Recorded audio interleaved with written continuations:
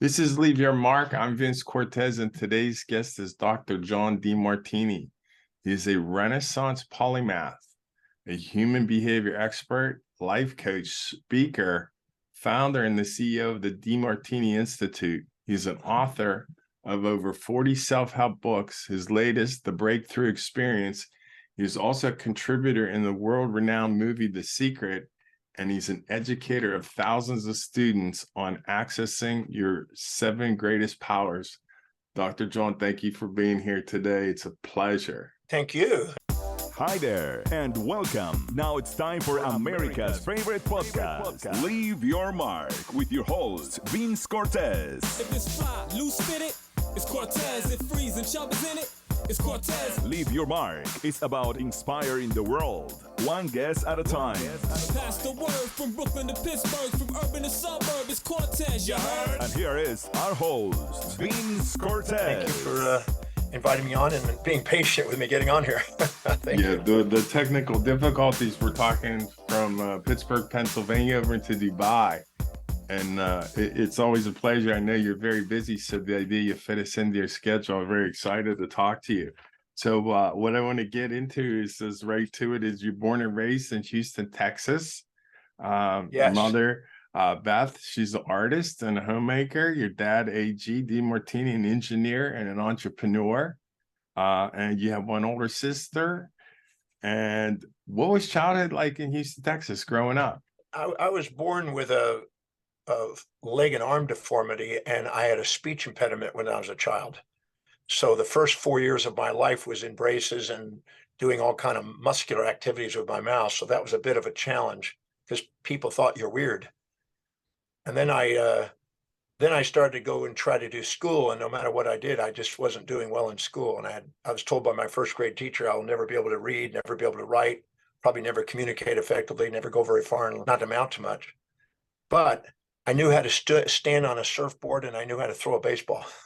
So when you're young, that's what's important too. So absolutely, I just want to surf. well, I mean, that when you're coming in there with this, the pressures when you're young are enormous, because we don't know who we are just yet. We're still developing, and at the tender age of the first grade, to have that kind of news shed on you, you're in an immediate test of your character and your survival. What are we in the first grade, 6 or 7 years old? That's extremely heavy weight to put on a child. So with both, then you had a bit of a mental deficiency and a physical deficiency. What is life moving like then getting through school? So you're, Well, right now I can tell you, I'm very grateful that she said that, because that led me down a different path, a different trajectory where I am today. I wouldn't be where I am today. But the only way I was able to make it through school was by asking the smartest kids questions, which I'm known for today, is asking questions. So I survived by asking the smartest kids in the classes, what did they learn from the class? What did they get from their reading? Tell me what they learned. Share it with me. I'd love to learn from you. You're the brightest kid in the class. So I learned how to talk to them in a way where they would help me get through.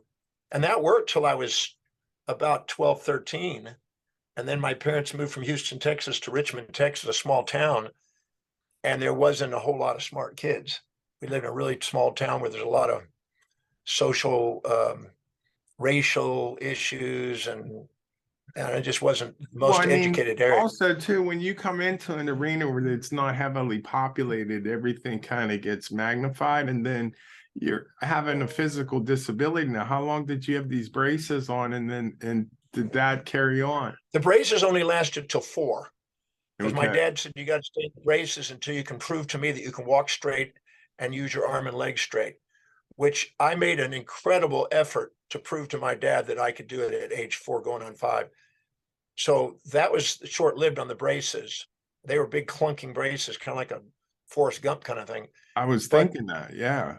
But my learning difficulty, I didn't really learn to read until I was 18. So that lingered. No, you go after junior high school, and you're age 14, and you decide to quit high school. So, I mean, enormous decisions you're having here. You're not even 15, 16 years old. And these are life-altering things that you've made decisions on. So what made you want to leave school, and where'd you go after that? I was a street kid starting at age 13, and I tried to continue to go to school, but it just didn't work. So I, at that time, loved surfing, and Texas wasn't the surf capital.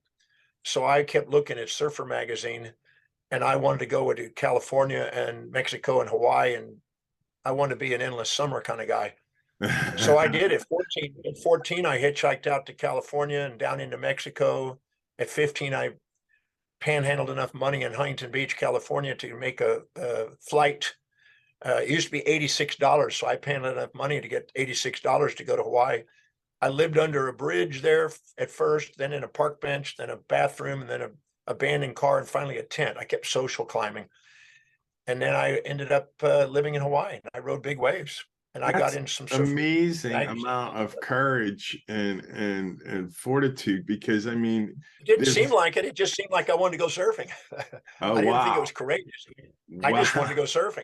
Well, I mean, those types of conditions can wear on you heavily. It's like it apparently it's obviously paid off to make you a tougher, stronger person. So you make your way over to University of Houston.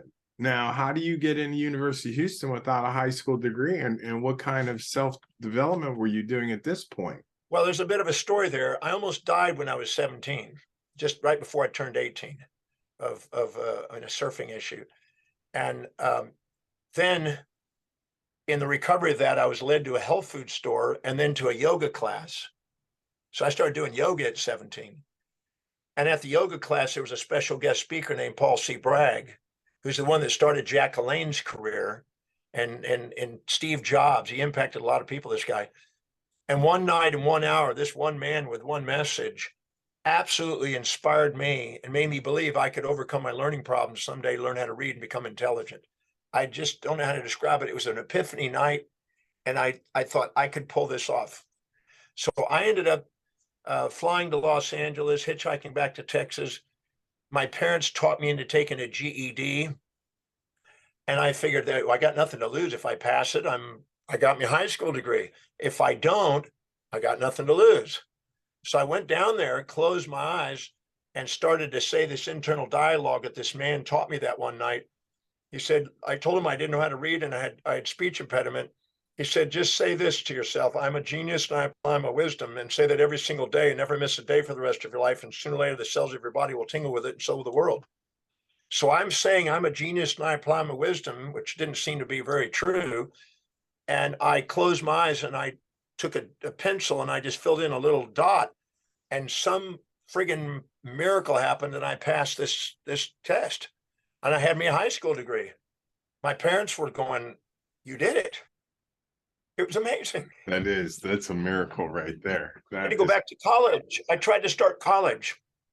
And when I did that, I thought the same thing was going to happen. I was just going to say this affirmation and pass a test somehow. But my first class I ever took, I had to have a 75 to pass, and I got a 27. And I was so devastated by that. I ran to my car, I cried in my car, and I drove home like a dog with a tail under its back legs. And I went home and I curled up in a fetal position under this Bible stand that my mom had in the living room. And I just really sulked. And I really thought, man, I thought I was going to somehow become, maybe intelligent and learn how to read. And that day, I just thought, there's no way. All I could hear is my first grade teacher. My mom came home from shopping. She saw me crying. She said, son, what happened? I said, Mom, I blew the test. I got a 27.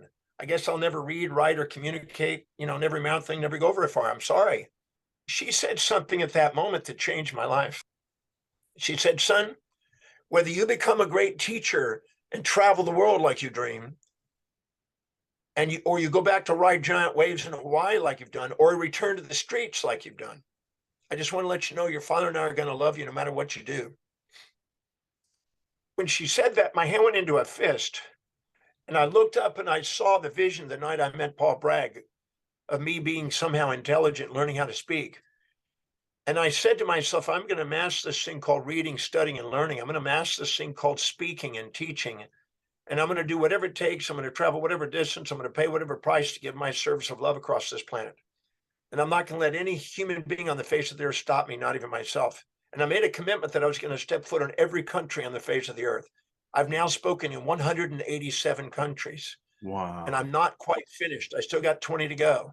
And so I just went up and I hugged my mom. I went in the room and I got a dictionary out and I started memorizing 30 words a day. And she tested me on the pronunciation, spelling, application, and sentence use of 30 words a day until my vocabulary hit 20,000 words. And that allowed me to go back to school, then all of a sudden excel, and then become a polymathic scholar. So I still read every single day of my life because I know I can. Yeah. I can relate to that one. That's I experienced cancer and I couldn't walk, and my priority has been just walking because I can, and I can totally relate to that. But what I want to do is, I mean, you can see how the man was forged at a very young age. I mean, before you're 20 years old, the foundation was set of who you would become. When I was 17, I knew my vision. It's painted. I had a famous painter paint this vision. It sits in my office now. It's 5 foot by 4 foot painting. And so I knew clearly what I wanted to do at 17, right before my 18th birthday. Now, the exciting part of this is all these books and the self-development, you can see where they came from. You got a fire inside of you that's just blazing. So share with me a bit about the Demartini Institute and how we determine our values. Well, the Institute is something I really started in 1982, really. I mean, I was teaching already, but I didn't really formalize it. Started in 1982, I kind of formalized it a bit. And I wanted to do research and learn everything I could about everything I could to do with anything to do with maximizing human awareness and potential, anything to do with living an extraordinary life. And then I wanted to write about each of those because I found that if I wrote about it and I spoke about it, I tend to retain it.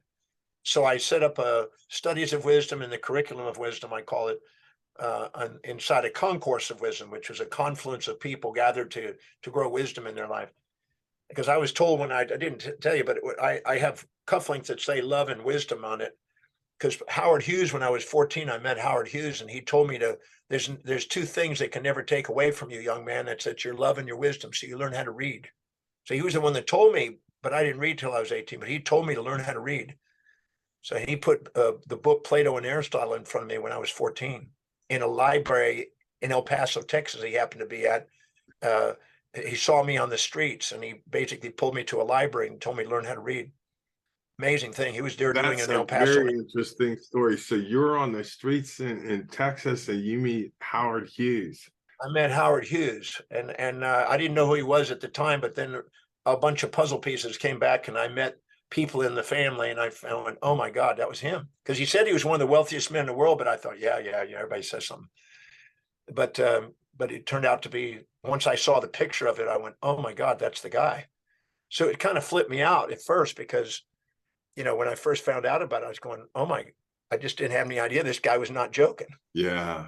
In his own way, how he ostracized himself from society, he could probably relate to you in a way you never imagined until you did get older. He saw me on the street. He saw me on the street of El Paso, Texas, confronting 3 cowboys that were attacking me on the street because I was a long-haired surfer. And cowboys and surfers didn't get along in that time. So they were attacking and picking on me on the streets, and I didn't know what to do except growl and bark like a wild animal. That's the only thing I could think of. And he saw that and he laughed his butt off. And he came up to me and he put his arm on my shoulder and he said, Sonny, that's the funniest dang thing I've ever seen. Can I buy you a coffee? I said, I don't drink coffee. Can I buy you a Coca-Cola? And I said, yes, sir. Connect with us on LinkedIn. Be our friend on Facebook. Follow us on Twitter and Instagram. Whether jumping out the MP or jumping on the app. You are listening to Vince Cortese. We just want you to leave your mark. So he took me to a malt shop and got me a Coca-Cola, and we sat there, and he says, are you a runaway? And I said, well, sort of. I mean, I'm not really a runaway. I'm just a man on a mission, boy on a mission, wants to go surfing. He said, are you through with your Coke? He said, yeah, then follow me. I got 2 things I want to teach you. And he took me a few blocks up to the downtown El Paso library. And he literally put my stuff, my surfboard and my duffel bag right at the entrance with this old lady at the information booth. And we went in the library and he sat me down at the table and went off to the bookshelves and brought back Plato and Aristotle. And then he said, young man, there's two things I got to teach you. Number one, don't ever judge a book by its cover. He says, you probably think I'm some old bum on the street, but I'm one of the wealthiest men in the world. I got everything that money can buy. I got planes and businesses and cars and ships and all kind of stuff. And I thought, I don't know about that. Seemed like an old guy in the street, because this is right before he was about to go into Vegas, And so all of a sudden he said, now, number two, and he took my right hand and stuck it on the books. He says, now you learn how to read, boy. You learn how to read, because there's only two things they can never take away from you, and that is your love and your wisdom. They can take away your loved ones. They can take away your possessions, but can never take away your love and wisdom. You gain the wisdom of love and the love of wisdom, my cufflinks. And I remember that. He said, you don't ever forget that. You promised me, boy. I never did. I just didn't learn how to read till I was 18. But I can tell you I look back at my life and I go, all the things that occurred in my life, all the setbacks and challenges, if I hadn't had constraint, I wouldn't be traveling around the world today. I live on one of the biggest ships on the planet, that's privately owned. And I travel all over the world, all the countries. And they said, they never communicate. I've reached a lot of people, billions of people. And they said, you never amount to anything. I'm very wealthy guy today. Said, you never be able to, speak properly. And I speak. I've done 343 presentations, seminars this year. Everything that I was told I wasn't going to do is what I end up specializing. That's why I wish I could have told that teacher, thank you. There's no mistakes about that journey. There's no mistakes being on the streets. There's no mistakes living in a park bench. Every one of those things is thank you today. Anything you can't say thank you for is baggage. Anything you can say thank you for is fuel, the way I look at it. You can be a victim of your history. You can be a master of your destiny. So I'm a believer that, whatever is happening in your life, how is it helping you fulfill what's meaningful to you? That's a really important question. Let me ask you this. How much of this part of your life is still not necessarily playing out? Like you said, how much of it that you actually were doing then that you're doing now? Like the desire and the fire, like you were very instinctive then. Now you're wise and you have experience. So is that foundation, as you just said, had to happen in order for you to turn into who you are now? Yeah, I think so. But I was really determined to surf. I mean, I was willing to do whatever it takes to go surfing. You really like the water. To hitchhike to California and down into Mexico. I illegally entered the country and illegally got out of the country. There was no Trump wall or anything, but we just went across the borders. But I wanted to, surf. So wherever the surf was, I was headed, and I wanted to go ride in Hawaii. So I was determined, as much as I am to teach today, as I was to surf, I think. And I used to surf 11 hours a day. Wow. I was out at 5:45 in the morning and surfing until 11, come in and go back out. Yeah, I was insane. When I set my mind to do something, I wanted to do it, I think. So I think it's not like I had a lack of certain type of intelligence. It just wasn't academic reading and speaking intelligence. Your self-development is it's amazing that what you can do when the determination shows up. So I wanted to touch on that. So on your Demartini method, you reference 7 greatest powers, but how then do you come up with the spiritual, vocational, mental quest? And how much did those actually apply to you? Completely. When I was 18 years old and I moved back to Texas, right at that time, there was a TV show on called Kung Fu with David Carradine. I remember that show. Yeah, 73. And he talked about his Shaolin master. That was his master that he kept, having flashbacks trained by the Shaolin master in different settings. And I thought, I want to be a master. It sounded cool. So I said, well, what exactly is a master? And I thought, well, I broke life into 7 areas: spiritual, mental, career, financial, family, social, physical. And I thought, I want to master all those areas. I want to create original ideas that serve in this world, original, creative, innovative ideas that nobody has ever thought of that can contribute to the planet. I wrote that down. Then I wanted to say, I want to have a global business, which I have students in every country around the world today, but I had a dream. I want to make a global business. I want to touch every country on the earth and have students in every country. Then I wanted to be financial independent. I didn't know what that meant yet. I didn't grasp it till I was about 27, but I wanted to be financially independent. So I worked not because I had to, but because I loved to. I want to be in a position where I don't have to work. I want to work because I absolutely love to do it. Then I wanted to have a global family. After reading Einstein's book, he said, I'm a citizen of the world. And Epictetus talked about it. Socrates talked about it. And I thought, I want to be a citizen of the world. The ship that I live on is called the world, and it goes around the world. Then I said that I want to have social influence. I want to meet the most amazing people. Anybody that has global influence, I want to hang out. I want them as clients. I want to meet with them. I want them in my classes. I want to interact with them so I can have their ideas and influences rub off on me, kind of thing, and be able to be of enough value to the world that they would be wanting to be with me. And then I wanted to be a vital energy guy. I'm 68 years old, and I put in 18, 20 hours a day. I love cranking out. I wanted to be vital and have a full-on experience about life. I didn't want to fade. And then I want to be inspired, and I want to be inspired by a mission. And I didn't want to be a follower of some religion, even though I've studied 3,000 different religions and philosophies over the years. I didn't want to be stuck in any one of them. I wanted to encompass the essence, the perennial philosophies that encompassed all of them. And I believe that that's the love of the universe itself, and the pursuit of understanding of the laws of the universe, and to be able to be grateful for your job in life. I would say if you're grateful for what you're doing, you love what you're doing, you're inspired by a vision, you're enthusiastic workly, you're certain about your skills, and you're present when you do it, you're having a fulfilling life.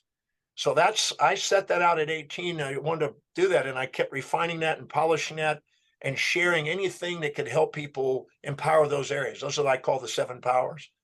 And so I've been working on that for 50 years now, teaching over 50 years now. Now, when you first started out, was that like a crystal clear vision, or was that more of a No, it kept unfolding. The 7 areas were there, and I wrote down what I knew. I learned a thing from Paul Bragg, that start with what you know and let what you know grow. Don't write something that's wishy-washy. Don't write something that's fantasy. Write something that you can look in the mirror and see, I'm showing evidence of making this come true. This is really important to me. And to prioritize that and focus on what's really important and start with what you know and build a foundation of goals that are built on that. Then I want to study the greatest teachings on the face of the earth by the greatest minds to build a foundation of knowledge. That's how I became the polymath. I made a list of every known discipline that you could study. And then I made a commitment to read at least 100 books in each of those areas, which would be like a PhD. And then I'd like to find the most common threads to all of those disciplines and use that as a body of knowledge that I could build on. So physics and chemistry and geology and anthropology, every friggin' field I could get my hands on, I wanted to devour that and find out what's the common thread now in all these about human mastery. That's been my mission. Wow. Now, when you're currently doing what you do, how are you refining, like staying on top of your game? So, I mean, all of these books, you're still reading books, or is artificial intelligence come in on this self-development as well? Like, anything that allows me to learn. I mean, I used to buy 40 to 70 books a week on average. Today, I don't buy as many books as everything's online. So I just live online studying. If I'm not teaching, I'm online. And I also have accumulated around the world experts in their field. And if I meet an anthropologist like Leakey, or I meet, primatologist like Goodall or whatever, I meet them, I tell them, anytime you come across anything that is at the most amazing cutting edge, send it my email, and I give my emails. So I have people sending me information, but I'm also researching. And I keep up with a bunch of journals. I've read every Scientific American journal since 1973.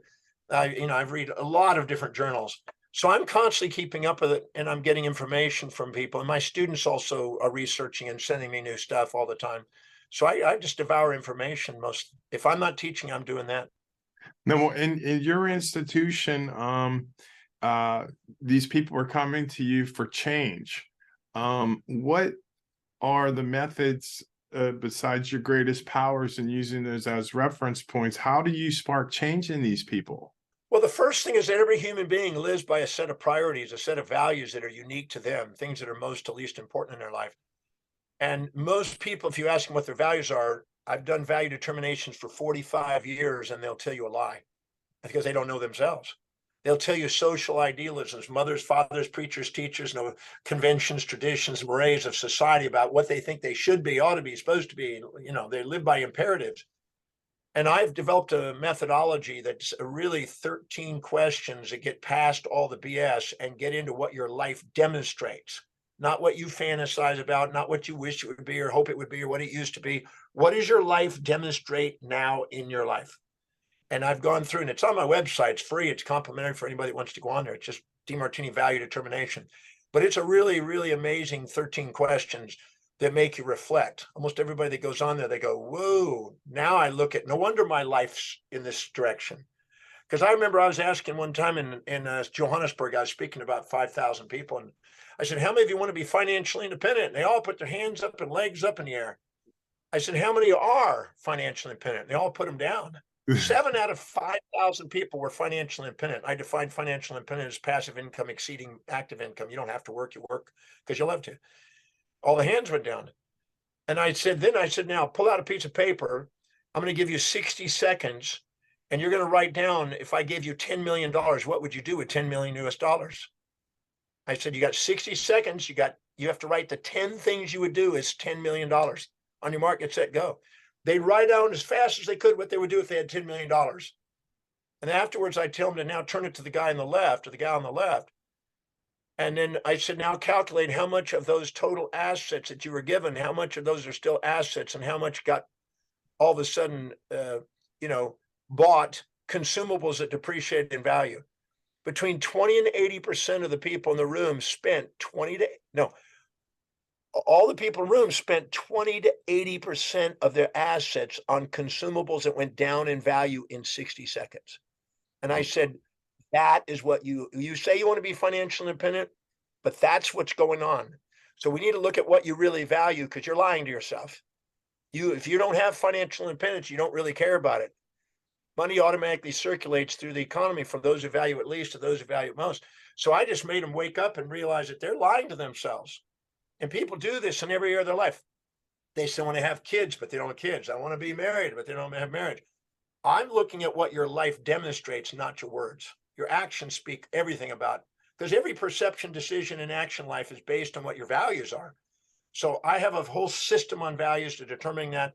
So people can become congruent, because whatever's highest on your value, your identity and what your feeling of mission revolves around, that's where you're going to excel. And you're going to end up floundering if you set goals and aren't really matching that. And so I help people decide that and clarify that and define that. And then I've also got a method that's called the Demartini method, which is something I've been working on for 50 years on how to dissolve all the baggage that we accumulate because I said, anything you can't say thank you for is baggage.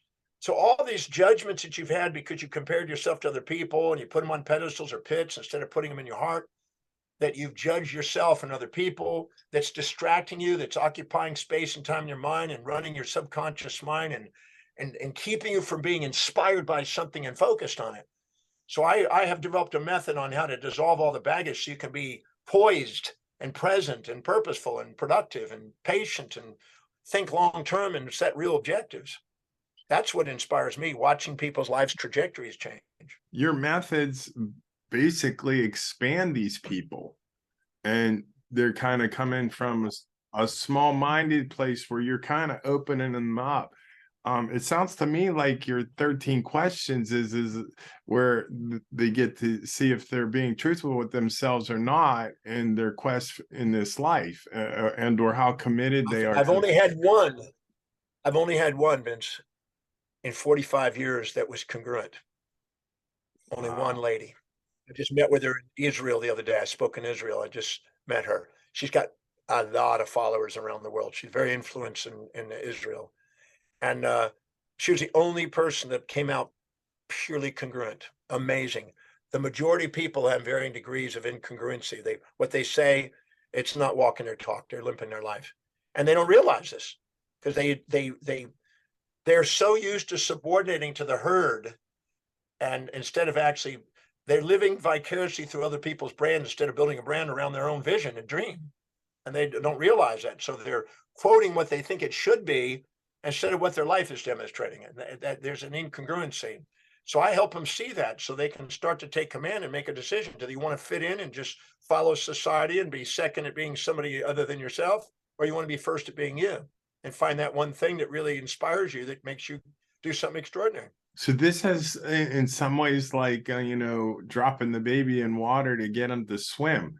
How did these people do when they kind of experience this lack of truth, or cross up of our identity versus what they really are? All kinds of responses. Sometimes they respond, we're going, ooh, no wonder my life's the way it is. I can see in my values exactly what my life is. I said, yes. They said, and I've been lying to myself. Yes. And now the question is do I have the courage to actually be myself? I said, you got two choices here. Either start structuring your life around what your values are, or I can show you how to shift your values, because I can shift them too. I can show you how to reassociate in the brain and remodel the brain's neuroplastic pathways, and I can have you have a shift.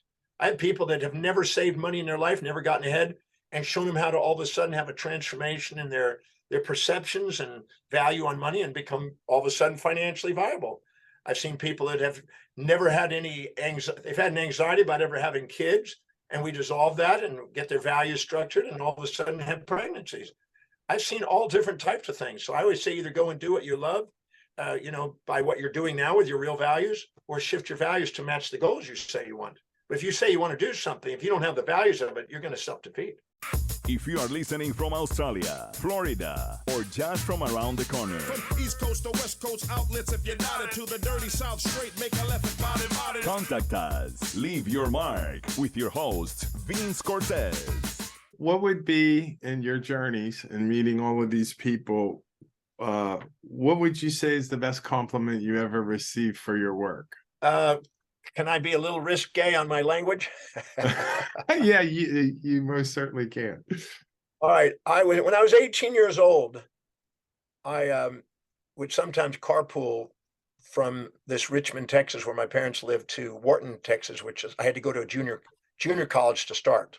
University of Houston wouldn't let me in because I didn't have any background except a GED. And we would drive, and it was about a 45-minute drive, but we would meet about into Rosenberg, Texas, and then drive from Rosenberg. So we really had about a 30-minute drive from there. And the guy that was driving with me had a dream of making magnetic trains. I mean, back in 1973, he was seriously an engineer, designing, drawing, engineering magnetic trains of the future, which he went on to do. I mean, he made some of the most magnificent magnetic trains. So we would sit and talk about our dreams. I told him I wanted to travel the world and teach and overcome my learning problems and become intelligent. And we would have a chat, and we'd tell each other about the dreams, and we were kind of encouraging each other. And one day we had a guy in the back seat that got a ride with us. That was a very wealthy kid that was kind of spoiled. And he was sitting in the back seat. We were talking about our dreams. And he from the back seat, he said, yeah, sure, John. You can barely speak. You dropped out of school because you couldn't read. You barely learned how to read. John, come on, get serious. You're going to end up working in a cotton gin like the rest of the people here. Nobody leaves this little town. You're going to end up being in a cotton gin. So get real, dude. This is a fantasy. You'll never end up being smart. I mean, God almighty, kid. So I just kind of went a little bit turned off by that, because this other guy, we looked at each other and go, what a crazy thing to say. Yeah. Just out of character. And he was telling the same thing to the guy in the magnetic trains. So anyway, we didn't let him drive with us anymore. That was the last time he got to carpool with us. We thought I could say some things about what I thought about him at the time, but really what he was doing is challenging, do I really believe this or not? Which is actually perfect, because he was a little whispering part of my own consciousness trying to say, are you really serious about this? But I was, but he didn't know that. Well, a year and a half ago, I was on a international Zoom of my own presentation, a webinar I was doing live. And we had about 8,000 people or something like that on this thing. And all of a sudden I get a blog that goes to my office. It doesn't go to me, it goes to my office. And said, is that the John Demartini from Richmond, Texas? And my director sent it to me and said, "Do you recognize this guy? What do you want me to say to him?" And it was the guy in the back seat. And I said, "Tell him it's John from Richmond. Great to see you. Great to hear that you. Thank you for being on the webinar." And when I sent that back, she sent it back to him. And he said a little letter back, a little message. And he said, "You fucking did it, man." Pardon my French or my English or whatever that is. It means future understanding of conscious knowledge. That's the sacred acronym. I like that. Sacred acronym. But the point is the way he said that, and I didn't want to take that word out because it's meaningful to me. Right. Yeah. It had something that was more than just a cuss word. It didn't mean it. I didn't get it as a cuss word. No. I saw it as you did it. Yes. Yes. And so that meant a lot to me after 48 and a half years. Wow. John, you're amazing how you can take these, what we would all take as derogatory or demeaning type remarks, and you're using them to fuel yourself your entire life. No, anything that challenges you makes you rise up. When somebody challenges you, you go up higher in your values and you become more productive. When somebody supports you, you become lower and more dependent. It's the over supported and over disabled guy that doesn't do much. It's the guy that's challenged that becomes the entrepreneur. And so I lived as an entrepreneur from a young age. I learned how to be street smart and ask for what I want and panhandle and all the basic stuff on how to get what you want in life. Wow.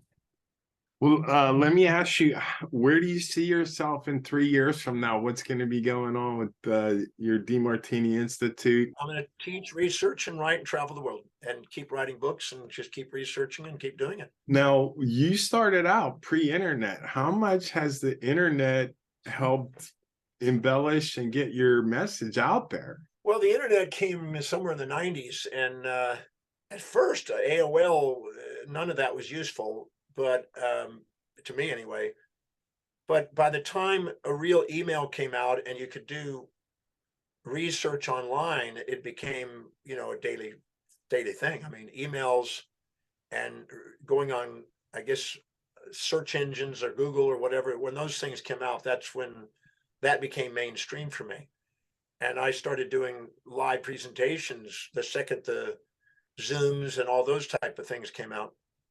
So, yeah, I'd say that's very crucial. It's expanded to your life. Yeah, I mean, I could research faster, I could write faster, I could get material out people quicker. I mean, it just became more efficient. Now, I want to ask you a question, and you mentioned a thing about objectivity versus emotions. And it's been my experience thus far in this life that we actually don't make decisions with logic. We make them on emotion or desires of want.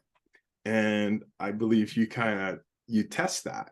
Okay, so let's say you see this really hot girl, you're a guy and you're attracted to this girl, and you're conscious of the upsides and blind to the downsides. Almost every guy can identify with a fatal attraction, one of those at least. And you think, oh my God, this is that special girl, right? And then you find out that, she stabs you or her name is Butch or something. So what happens is you're blinded to the downside when you're infatuated. And whatever you're infatuated, it consumes space and time in your mind. And your amygdala assigns valency to information when these ratios of perception are in balance, and assigns and then stores that in the hippocampus and the entorhinal complex, and activates the brain in such a way that it perceives it as an impulse and prey to want to consume. So you want to consume the woman and consume time with her and consume whatever. You want to, literally she's prey to you. You want to eat her, and excuse the expression. And so you take her out to dinner and you want to make love with her and things like that. But if you resent somebody, you're conscious of the downsides and unconscious of the upsides. And when you do, now you create an instinct. The valency of the amygdala now sets up an instinct to avoid. So one's a seek and one's an avoid. And so you're run by those emotions. And 99% of the world's population is run by emotions. And so they make decisions to avoid a pain and seek a pleasure, to avoid a disadvantage and seek an advantage. But there is a transcendent state, not an evoked potential, but a spontaneous potential when those are synthesized and synchronized. Wilhelm Wundt, the father of experimental psychology, talked about it. He said there's simultaneous contrast and sequential contrast. Sequential contrast are very emotionally valent by the amygdala, and you're running as a survival mentality. But there's a simultaneous contrast where you're seeing the pairs of opposites, and you're not blind to the downsides when you're infatuated, or not blind to the upsides when you're depressed or resentful. You see both sides, and you're mindful, and you're poised, and you're present, and you're not seeking or avoiding, you're just present. And people, they don't make decisions there, they do spontaneous actions there. I'm not interested in teaching people how to make decisions. I'm interested in people how to be inspired and spontaneously act on the priorities of their dreams. So there's a big difference. So I'd show people that most people are automatons reacting, they're 200 to 800 milliseconds before they're even conscious. And they're living in systems 1 thinking, which is react before thinking, and not systems 2 thinking, where they're thinking and reflecting with foresight instead of hindsight. They have foresight, and they have pre-planning, and they have an executive perception, and they act. And most people don't really have to live in survival, but they choose to because of their misperceptions. So I teach people how to proact where they're objective. Objectivity means neutral, non-partial, non-opinionated, and seeing both sides. And subjectivity means you're partial and you're biased and you're in a survival mode. So I'm interested in training people how to use their executive center, their medial prefrontal cortex, which Scientific American September and October edition there had an article as the seat of the self. Our real self is the integrated portion of the medial prefrontal cortex, which governs the amygdala and calms down the impulses and instincts that distract us from being present. I'm interested in people being present, inspired, and focused on priority, and delegating lower priority things and getting on with what's truly meaningful so they can excel. That's what I'm interested in. And that's not emotional decision making. That's foresight and acting spontaneously according to what inspires them. How long does that take somebody to get there? It's a steady process. First, we determine what their values are so they know what it is. It's an aha. Then we start to prioritize their actions and learn how to delegate. And then we use the Demartini method to dissolve all the baggage, which forces them to react. Because all your subconsciously stored baggage from all the previous experiences are going to make you react. You don't even have time to think. And so most people don't even know that there's an alternative out there. Majority of people don't even know that's there, that exists. And when they get a glimpse of what it's like, they go, whoa, this is a completely different world here. And they're not reacting, they're acting. And that's trainable. I mean, you can't be an astronaut until you're at that stage. Wow. They can't put somebody up there that's emotionally reacting. They got to take every possible thing that could go wrong, and they got to anticipate what it is and prepare and then rehearse those, so they don't have time to think, they just act. And that's William James in his book on principal psychology talked about rehearsing it until it's so clear that you just act spontaneously. And that's what I'm interested in training people how to do. It's beyond Maslow. It's beyond operant conditioning by Skinner and conditioned reflexes. It's beyond that. This is good to know, because we have a lot of, I call them social or cultural dogmas, and I think we touched on that a little bit there. And the idea of being pre-programmed without us knowing it is really a big deal in our society. I think with all of the information and the television, the programming, even the programming comes through the phone and the internet.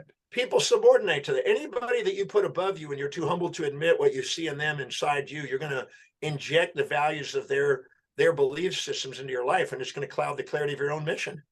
So I show people how to own the traits of the greats and not put people on pedestals and be seconded, but be first at being them. That's where their greatness is. They're not going to be great at being second to somebody else. And people who have the courage to actually be themselves, the magnificence of who they truly are, is far greater than all the fantasies they impose on themselves about who they think they're going to be. This is awesome. I had a dinner tonight right before I got here, and I had the time. I went to the Cleveland hospital system in Abu Dhabi. I'm in Abu Dhabi right now. Dubai was yesterday. I'm in Abu Dhabi today. And so the guy that founded that, the visionary that founded that, who's a famous heart surgeon, saw it as a vision and created this thing. And chatting with him, I was just ticking off. He's living what I'm describing. And he's an innovator, a creator, a visionary, and negotiated with the sheiks of the Emirates and put in the first hospital system here that's in extremely high standards like that. And but this is a visionary. These are self-actualizing individuals that see a vision and they go after it. And they're not subordinating to somebody and what will people think, and no, we can't do that, and second guessing themselves. They're visionaries. You're either a borrowed visionary or an unborrowed visionary. It's the unborrowed visionaries, as Ayn Rand describes it, that take command of the world. When you get to this skill level and you have this ability inside of your frontal cortex, sounds to me like the essence of co-creation, because now Yes. You're not really in an emotional state, you're not really in a logic state, you're in a present state, and Yes. that's when the action happens. So could you describe that a little bit more clearly for me? Yes, absolutely. When you infatuate with somebody and put them on a pedestal, you will inject their values. Anybody who's been highly infatuated with a girl or a guy knows that they sacrifice what's important to them the first few weeks while they're together and do weird stuff to fit into their life for fear of loss of them. And that's why whenever you subordinate to somebody and too humble to admit what you see in them inside you, you're automatically going to be unconsciously injecting values from them and not even know it. And you think they're yours, but they're not. They're other people's. And you hear it by Freudian imperative language. I got to do this. I have to do this. I must do this. I should do this. I'm supposed to do this. I ought to be doing this. I need to be doing that. Anytime you hear that, that's not you. That's an injected value by an authority, which Freud called the superego, which is an internal moralizing force inside yourself because you have an internal conflict between what you think you should be doing according to the authorities you've given and yourself. And you got a conflict. And you can't, when you got a brake pedal on like that, you can't excel. And the same time, when you resent somebody, you tend to project your values onto people. And you say, you should, you ought to, you're supposed to. Oh, yeah. And they can't live in your values and you can't live in somebody else's values. You can do it for a few weeks, but you won't sustain it. It's a non-sustainable, futile step. So anytime you're trying to get others to live in your values or you're trying to live in other people's values, you have an internal conflict and you feel you don't have free will. You don't. You're an automaton reacting to misperceptions, and you're infatuated or resentful, which is occupying space and time in mind and distracting you. And your amygdala is running your life with seeking and avoiding, instead of actually being present and poised and purposeful and patiently pursuing something that's deeply meaningful to you. Wow. The mean between the two extremes, as Aristotle said, the golden mean. And he was accurate then, and it's still solid today. Yeah, I would say. The synthesis of the pairs of opposites. You know, and the Buddha says the desire for that which is unobtainable and the desire to avoid that which is unavoidable is the source of human suffering. And people suffer a lot because they're trying to live in other people's values and wondering they're living with all these shoulds and you should and I should. And they don't realize that mothers, fathers, preachers, teachers, conventions, traditions are running their lives. And they're basically part of the herd instead of going out and getting heard. If you don't govern yourself with your physiology and psychology, you're going to be governed by political philosophy and you're going to be governed by religion, which is the opium of the masses. That's extremely powerful, what you just said right there. Well, I don't want to keep you up. I really appreciate your time. I do want to ask you a couple more questions, though. If you have a story to share, tell us. How are you going to leave your mark? Contact us. Leave your mark with our host, Vince Cortese. Be our guest. You could have a billboard if you wanted it. What would you put on it?